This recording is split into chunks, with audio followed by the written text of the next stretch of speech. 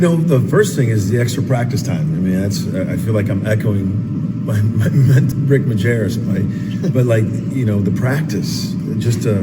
I remember last year I was just meeting the guys, and it was about terminology. It was about the beginning. Now we got 5 guys who've been through it. I think the 5 guys in terms of CJ, Bijan, Jalen, Jacob, and Tanner. Those 5 guys. The fact that they were in the program, it's helped so much with the practices. So to have the extended hours going overseas, you're allowed the 10 practices. That has been just for me a great part of this whole thing. Do you depend on the guys who've been here to do some of that teaching? The guys who kind of went through it? For sure, I'm constantly having them demonstrate. Last year they had a 52-year-old coach and me trying to demonstrate the stuff. Now I can at least have Jalen Hill demonstrate some of it, but to see them, and also. I talked to those guys about leadership. Leadership is a transfer of belief.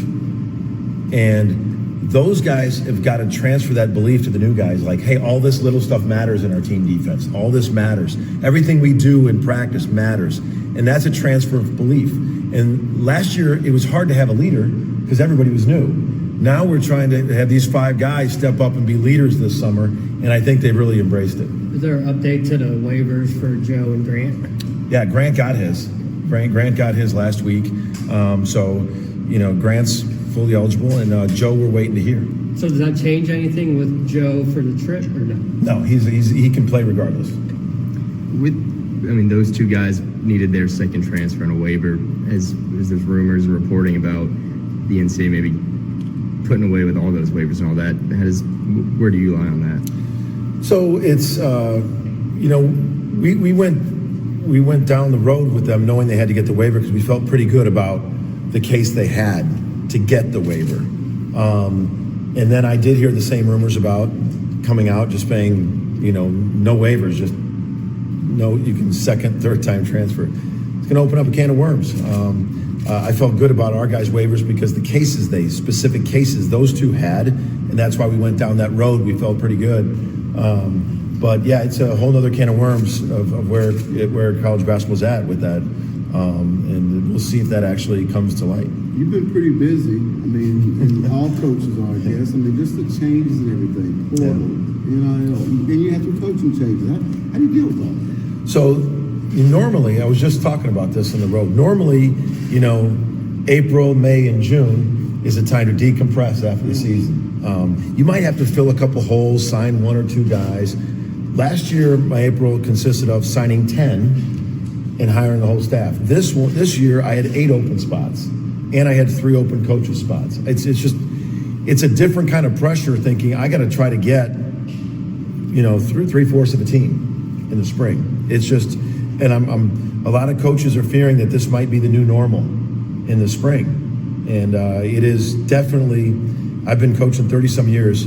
It's these last 2 springs with the transfer portal have been by far the most crazy, hectic April, May, and June I've ever had in 30 years of coaching. What about your new staff you've hired? Yeah, so I hired Matt Brady, longtime veteran coach, outstanding on-floor coach, grinder recruiter, been a head coach, taking a team to the NCAA tournament. I love that he's been a head coach.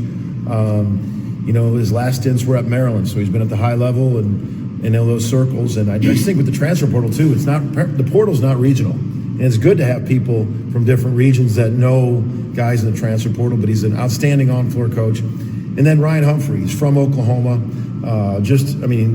Loves the state. We obviously want to recruit the state. And for Hump, been at Notre Dame with Mike Bray, been at a high level.